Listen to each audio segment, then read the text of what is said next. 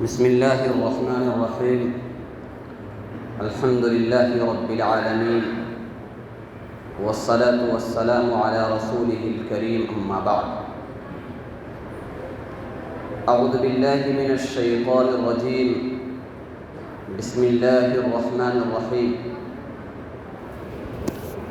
يا أيها الذين آمنوا إنما الخمر والميسر والأنصاب والأزلام رجس من عمل الشيطان فاجتنبوه لعلكم تفلحون. إنما يريد الشيطان أن يوقع بينكم العداوة والبغضاء في الخمر والميسر ويصدكم عن ذكر الله وعن الصلاة فهل أنتم منتهون. وقال تعالى في موضع آخر: ومن الناس من يشتري لهو الحديث ليضل عن سبيل الله بغير علم ويتخذها هزوا أولئك لهم عذاب مهين. صدق اللہ العظیم. معزز بزرگان دین، نوجوان دوستو، آج کی اس بابرکت مجلس میں چند ایسے اہم امور کی جانب میں اپنے نوجوانوں کو توجہ دلانے کی کوشش کروں گا، جس نے ان کو دیمک کی طرح ان کی زندگیوں کو تباہ کر دیا ہے. قرآن مقدس کتاب ہدایت ہے اور ساری انسانیت کے لیے ہدایت ہے، بالخصوص متقین کے لیے ہدایت ہے. ہم بحیثیت مسلمان قرآن مقدس کے اول مخاطب ہیں. قرآن مقدس کے احکامات ہمارے لیے ہیں اور ہم سب کو اس پر لازمی طور پر عمل کرنا ضروری ہے. میں نے آپ حضرات کے سامنے قرآن مقدس کی دوسری آیت جو پڑھی، وَمِنَ النَّاسِ مَن يَشْتَرِي لَهْوَ الْحَدِيثِ لِيُضِلَّ عَن سَبِيلِ اللَّهِ بِغَيْرِ عِلْمٍ وَيَتَّخِذَهَا هُزُوًا أُولَئِكَ لَهُمْ عَذَابٌ مُهِينٌ. اس آیت کریمہ کا ایک پس منظر ہے، ایک بیک گراؤنڈ ہے، اس کا ایک شان نزول ہے. جناب نبی اکرم صلی اللہ علیہ وسلم کے زمانے میں مکہ المکرمہ کے اندر ایک بدبخت تھا جس کا نام تھا نضر بن حارث. اس کی ساری کوشش یہ ہوتی تھی کہ لوگ اسلام میں داخل نہ ہوں، اسلام سے دور رہیں، اور اس کے لیے وہ طرح طرح کے حربے اختیار کیا کرتا تھا. شروع میں وہ بڑا تاجر تھا، ملک شام اور فارس کا سفر کرتا، وہاں سے قیصر و کسریٰ کی کہانیاں، رستم پہلوان کی کہانیاں لا کر اس کو کہانیاں گڑھ کے لوگوں کو سناتا اور کہتا: محمد الرسول اللہ تم کو قوم عاد و سمود کی کہانی سناتے ہیں، ہم تم کو رستم اور فارس کے پہلوانوں اور وہاں کے دگجوں کی کہانی سنائیں گے، تاکہ لوگ اللہ کے نبی سے قریب نہ ہوں اور قرآن کا پیغام نہ سنیں. پھر اس کے بعد جب اس کی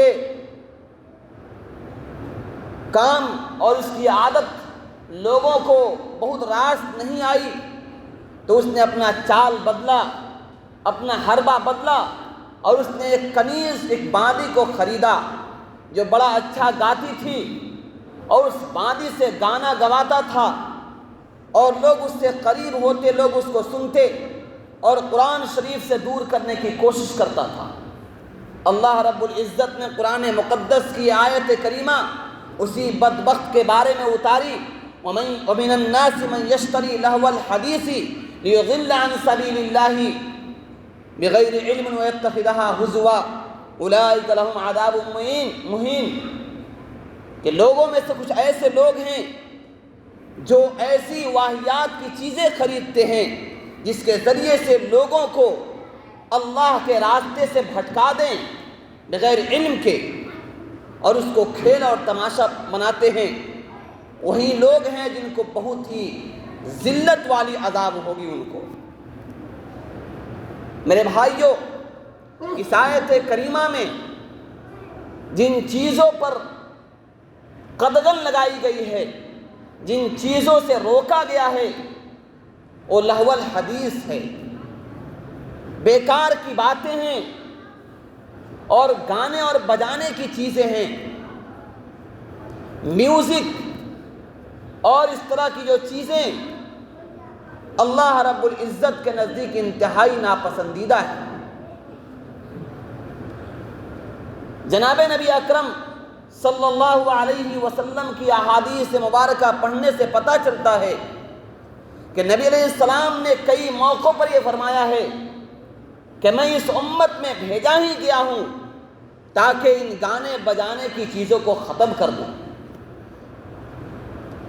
آج ہم لوگ مسلمان گھرانے میں پیدا ہو کر بڑے فخر سے اپنے آپ کو مسلمان کہتے ہیں۔ نئے کپڑوں کے بغیر ہماری عید نہیں ہوتی، نئے کپڑوں کے بغیر ہمارا بقرعید نہیں ہوتا۔ ایک ریسرچ یہ آیا ہے کہ پوری دنیا کے اندر اسلام کو فالو کرنے والے مسلمانوں سے زیادہ عیسائی اور یہودی ہیں۔ آپ کو تعجب ہوگا کہ جو لوگ اسلام کے دامن سے وابستہ ہیں، اسلام میں داخل ہیں، اپنے آپ کو مسلمان کہتے ہیں، مسلمان کہنے کا اپنے آپ کو حقدار سمجھتے ہیں، ان لوگوں سے زیادہ اسلامک آئیڈیل پر، اسلامک اصول پر عمل کرنے والے دوسرے مذاہب کے ماننے والے لوگ ہیں۔ ہم کن چیزوں میں اسلام کو فالو کرتے ہیں؟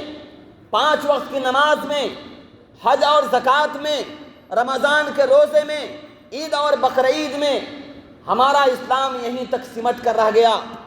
نہ ہم نے معاملات میں اسلام کو اپنایا، نہ معاشرت میں اسلام کو اپنایا، نہ ہم نے تعلیم میں اسلام کو اپنایا، نہ ہم نے تجارت میں اسلام کو اپنایا، اور ان چیزوں میں غیروں نے اسلام کو اپنا کر دنیا میں ترقی کر گئے۔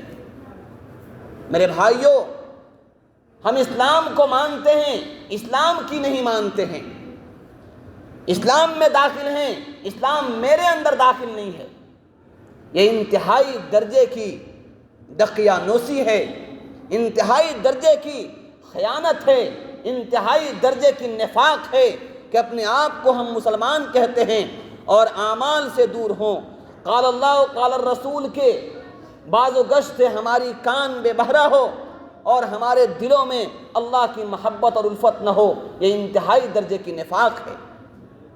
میرے بھائیوں، بڑے ہی افسوس سے کہنا پڑتا ہے کہ آج مسلم معاشرے میں، مسلم سماج میں، پڑھے لکھے سماج میں کوئی شادی، کوئی فنکشن بغیر ڈی جے اور باجے کا نہیں ہو رہا ہے۔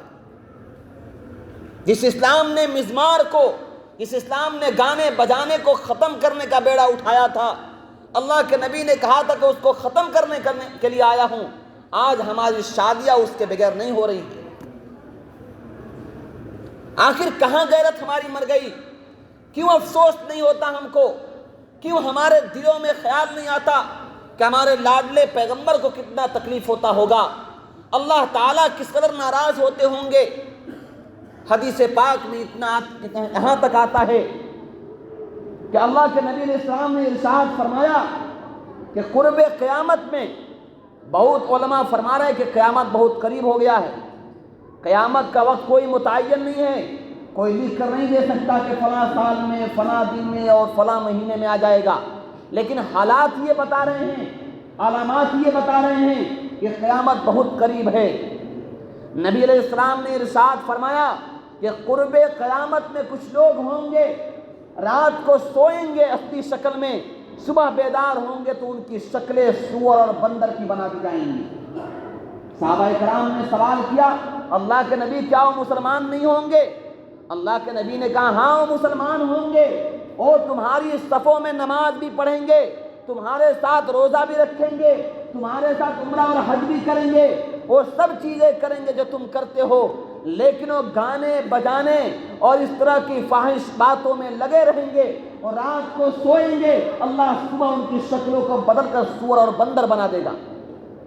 آج ہم سوچیں، اس مسجد کے صف میں ہم کھڑے ہوتے ہیں، جب یہاں سے نکلتے ہیں ننگی تصویریں ہمارے موبائل پر رش کر رہی ہوتی ہیں، ہم رات کو جاتے ہیں، ہماری کان گانوں سے، ہماری کان بازوں سے آشنا ہوتے ہیں، ہمارے گھر کا ہر فرد الگ الگ موبائل لے کر گانا اور باجا سن رہا ہوتا ہے، اسے احساس تک نہیں ہوتا ہے کہ کتنا بڑا جرم کر رہے ہیں، کہیں ایسا نہ ہو کہ اللہ کا عذاب ہمارے اوپر نہ آ جائے۔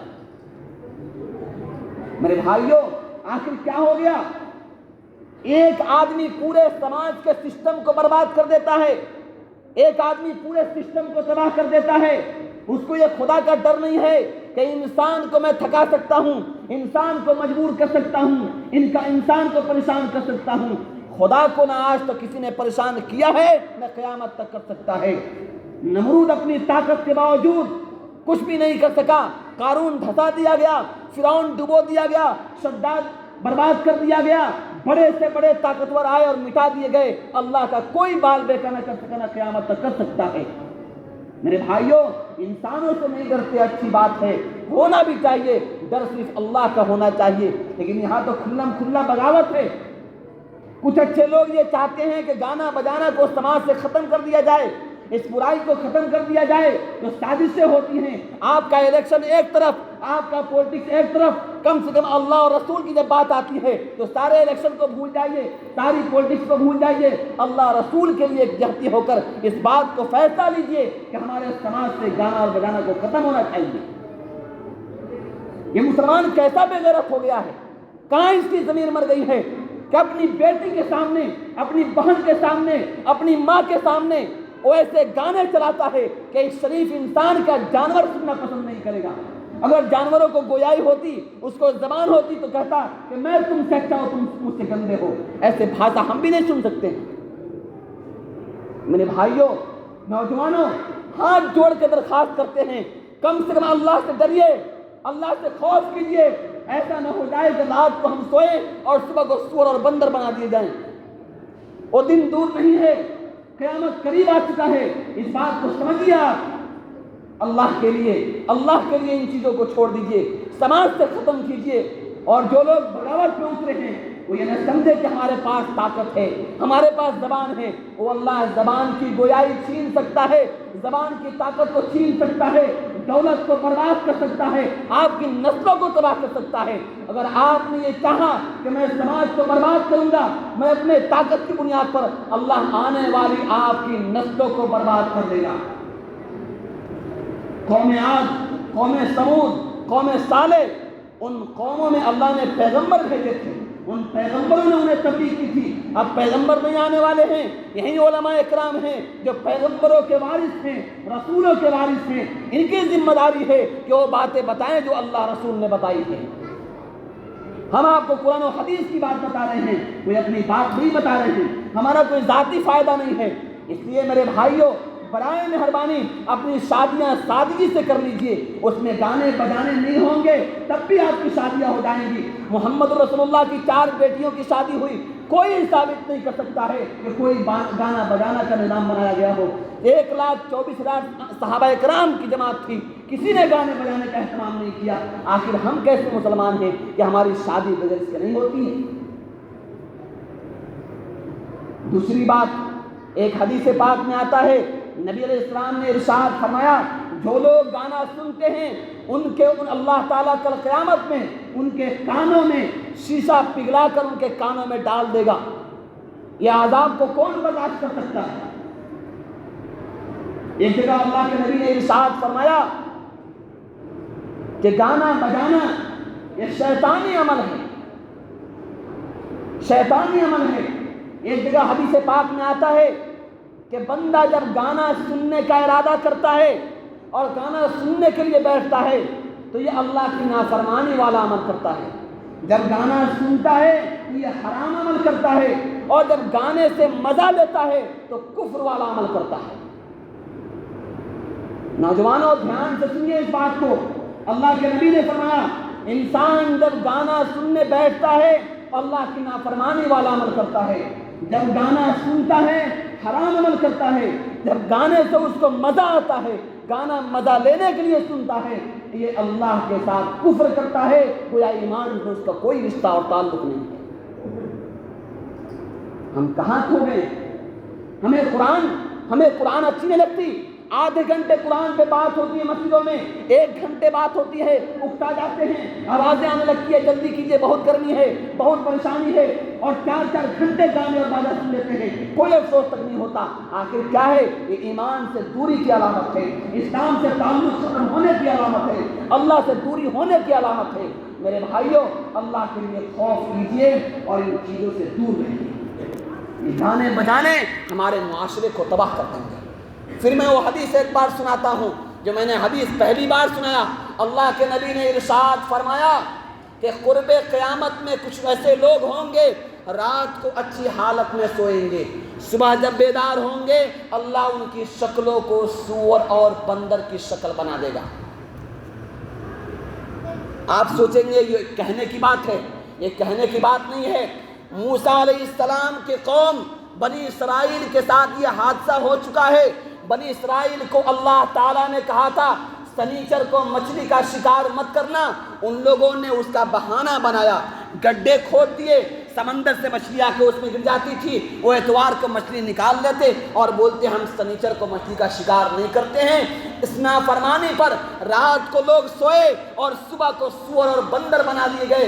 علماء کرام کی جماعت الگ تھی، وہ دیکھی صبح میں کوئی آواز نہیں ہے، نکل کر دیکھتے ہیں کہ کوئی انسان وہاں ہے ہی نہیں، سب سور اور بندر ہیں، اور 3 دن کے بعد پوری کی پوری قوم ہلاک کر دی گئی، سب کے سب مار دیے گئے۔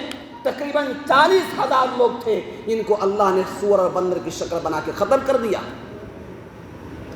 اللہ تعالیٰ کو ہماری ضرورت نہیں ہے، اللہ کا نظام ہے چلتا رہے گا، ہم ہو نہ ہو اللہ کسی اور قوم کو لائے گا اور اس قوم کے ذریعے سے اس دنیا کا نظام کو چلائے گا۔ اللہ ہمارا محتاج نہیں ہے۔ اس لیے ہم بھی دھیان رکھیں کہ شاید ہمارے ساتھ یہ حادثہ نہ ہو جائے۔ اپنے رات کی تنہائی کو ٹھیک کیجئے، اپنے کانوں کو قرآن سے آشنا کیجئے، اچھے قاریوں کی تلاوت رکھیے، جب دل میں آتا کو سننے کو آتا ہے تو قرآن کریم کی تلاوت سن لیا کیجئے، نعت پاک سن لیا کیجئے، اچھے علماء کرام کے بیانات سن لیا کیجئے، اس سے معلومات میں اضافہ ہوگا، دین کی ہمدردی پیدا ہوگی، قرآن مقدس کے نور سے ہمارے دل منور ہوں گے۔ اور گانے کو چھوڑ دیجئے، خاص طور سے کچھ لوگ کہیں گے جہیز کو بھی بند ہونا چاہیے، بالکل بند ہونا چاہیے۔ کچھ لوگ کہیں گے سود کو بند ہونا چاہیے، بالکل بند ہونا چاہیے۔ کون اس کا انکار کرتا ہے؟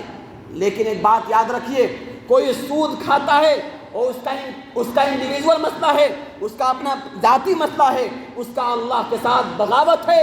سود سے بڑا جرم کوئی جرم نہیں ہے، اللہ اس سے سمجھ لے گا۔ 36 مرتبہ اپنی حقیقی ماں کے ساتھ خانہ کعبہ کے اندر زنا کرنے سے بدترین گناہ ہے سود کھانا۔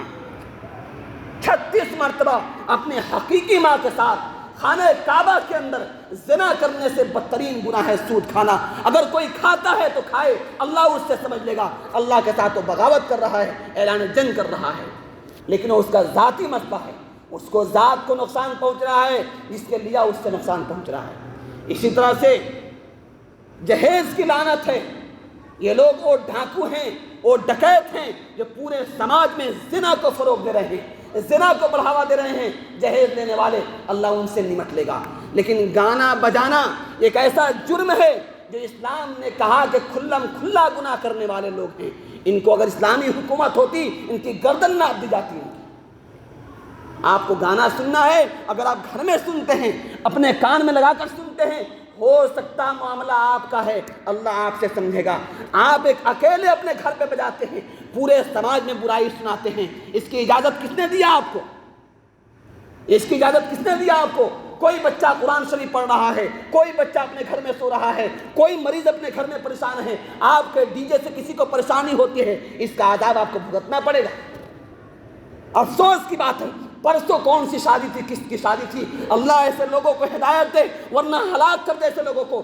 مسجد کے سامنے پٹاخے بجائے گئے۔ میں قرآن کریم کی تفسیر پڑھا رہا تھا، کلکتے کے بڑے بڑے سائنٹسٹ لوگ پڑھ رہے تھے، وہاں سے سوال ہونے لگے، حضرت کہاں پہ آپ ہیں؟ اتنے زور سے پٹاخے بڑھائے، مجھے کلاس کرنا ممکن نہیں رہا میرے لیے۔ یہاں پہ گانے بج رہے مسجد کے سامنے، اتنا بھی خدا کا خوف نہیں ہے کہ مسجد کے سامنے کھڑا ہوں، اللہ کا عذاب نہ کہیں چلا ہے میرے اوپر۔ ہمیں کسی کا خوف نہیں ہے، خدا میرے لیے کافی، حسبی اللہ و نعم الوکیل، میرا کارساز بھی میرا اللہ ہے، اور مجھے خوف بھی صرف اللہ کا ہے۔ مجھے سچ بتانا ہے، میں سچ بتاؤں گا، نہ میں سفیدی کا ہوں دوست، نہ سیاہی کا ہوں دشمن، مجھے آئینہ دکھانا ہے، دکھا دیتا ہوں۔ جس کو دیکھنا ہے اپنا آئینہ دیکھے، جس کو نہیں دیکھنا ہے مت دیکھے، ہمارا کام ہے یہ کرنا، میں بتا رہا ہوں آپ کو۔ میرے بھائیوں، سماج سے ختم کیجئے۔ اور دوسری بات، میں قوم کے ذمہ داروں سے کہوں گا، قوم کے رہبروں سے کہوں گا، آپ بیٹھیے، میٹنگ بلائیے، ہر گھر کے دروازے پہ چلا جائے، ان کا ہاتھ پکڑا جائے، پیر پکڑا جائے، ان سے لکھوایا جائے کہ لکھ کے دیجئے کہ آج کے بعد سے ہمارے گھر میں کوئی بھی فنکشن ہوگا، ڈی جے نہیں بجے گا، گانا نہیں بجے گا۔ انشاءاللہ اللہ کی ذات سے امید ہے، سب کلمہ پڑھنے والے ہیں، کوئی انکار نہیں کرے گا، اور جو انکار کرے گا اجتماعی طور پہ بد دعا کی جائے گی، اللہ اس کی نسلوں کو تباہ کر دے گا انشاءاللہ۔ اس ممبر رسول سے میں بول رہا ہوں، اس بات کو آپ یقینی بنائیے کہ اس برائی کو سماج سے ختم کیا جائے۔ ایک اچھے انسان کو معاشرے میں رہنا ممکن نہیں رہا، اب سماج سے کہیں چلے جانا دل کرتا ہے، دل چاہتا ہے کہ گاؤں اور سماج کو آدمی چھوڑ دے، ایسی برائیاں پھیل گئی ہے سماج میں۔ میرے بھائیوں، اس چیز کو ختم کیا جائے۔ اس کے علاوہ میں نے پہلی آیت کریمہ جو پڑھی تھی، اللہ رب العزت ارشاد فرماتے ہیں، یا ایھا الذین آمنوا انما الخمر والمیسر والانصاب والازلام رجس من عمل الشیطان فاجتنبوہ لعلکم تفلحون۔ اسی کے ساتھ ساتھ کن کن برائیوں کو گنائیے گا؟ پورے بدن زخمی ہے، کس کس کو شمار کرائیں گے، کس کس کو شمار کرائیں گے؟ میرے بھائیوں، ایک بہت بڑی برائی سماج میں شراب نوشی ہے، جوا ہے، اسی طرح سے نشہ آور منشیات ہیں، سگریٹ ہے، گانجا ہے، چرس ہے، افیم ہے، جو 12 اور 14 سال کے بچے اس کے عادی ہو رہے ہیں اور پورے سماج کو برباد کر رہے ہیں۔ نشہ اسلام میں اتنا بدترین عمل ہے، اس کو ام الخبائث کہا گیا ہے، حدیث پاک میں تو ام الخبائث ہے، تمام برائیوں کی جڑ نشہ ہے۔ انسان جب نشہ کرتا ہے اس کا عقل کام کرنا چھوڑ دیتا ہے، جب عقل کام کرنا چھوڑتا ہے تو انسان جانور بن جاتا ہے، پھر وہ سماج کے اندر ایک جانور سے اچھا عمل نہیں کر پائے گا، وہ نہ اپنے فیملی کے لیے، نہ سماج کے لیے، نہ سوسائٹی کے لیے، نہ اس ملک کے لیے، کسی بھی طرح سے وہ انسان کارگر نہیں ہے جو نشے کا عادی بنتا ہے۔ پھر چھوٹے چھوٹے بچے، 12 سال کے بچے، 14 سال کے بچے گانجا چرس افیم کے اگر عادی بنتے ہیں، العیاذ باللہ، یہ قوم کو کیا دیں گے؟ یہ قوم کو کیا رہنمائی کریں گے؟ پھر اللہ کا عذاب آئے گا، اللہ کی پکڑ آئے گی، اللہ کی پریشانیاں آئے گی، تو پھر ہم روئیں گے کہ اللہ کے حالات ہم پر بڑے خراب آ گئے ہیں، بڑی پریشانیاں آ گئی ہیں۔ اللہ کے لیے اللہ سے ڈریے، ان چیزوں کو چھوڑیے، اپنے بچوں پہ نگاہ رکھیے، اپنی بچیوں پہ نگاہ رکھیے۔ ایک عجیب بات بتاؤں، جیودھارا ایک جگہ ہے قریب میں ہے، وہاں ایک حاجی صاحب ہیں، بڑے حاجی صاحب ہیں، دولت مند ہیں، نمازی ہیں، جماعت سے لگے ہوئے ہیں، ان کی بچیاں اسکول میں پڑھتی ہیں، بڑی بچیاں ہیں، بالغ بچیاں ہیں۔ ہمارے دوست مفتی صاحب وہاں پڑھاتے ہیں، ہمارے شاگرد بھی ہیں۔ انہوں نے مجھے کہا، مفتی صاحب ایک بار میں وہاں پڑھانے گیا مکتب میں، بچیاں مجھ سے سوال کرنے آئے، ایک بڑی بچی کا کہ حضرت سوال کریں گے، میرے فادر کو مت بتائیے گا۔ کہا کہ کیا سوال ہے تمہارا؟ کہا کہ وعدہ کیجیے نہیں بتائیے گا، ٹھیک ہے نہیں بتاؤں گا۔ اس بچی نے کہا کہ پہلے ہم اسکول جانا نہیں چاہتے تھے، میرے فادر نے مجھے فورس کیا کہ تم کو پڑھنا پڑے گا، میں جانا شروع کیا، پھر اسکول میں فنکشن شروع ہوئے، پھر وہاں پر ہم لڑکوں سے ملے، آپس میں تعلق قائم ہوا، پھر ہم شراب کے عادی ہو گئے ہیں، اپنے گھروں میں سگریٹ اگر نہیں ملے ہم کو تو لگتا ہے کسی کو قتل کر دیں گے۔ یہ حاجی صاحب کی بیٹی، نمازی صاحب کی بیٹی، جماعتی صاحب کی بیٹی کا حالت یہ ہے، پھر بیٹوں کا حال کیا ہوتا ہوگا؟ ہم کس دنیا میں کھو گئے ہیں، کیسے سماج کو پیدا کر رہے ہیں، کیسی سوسائٹی بنا رہے ہیں، آخر ایسا کیوں کر رہے ہیں؟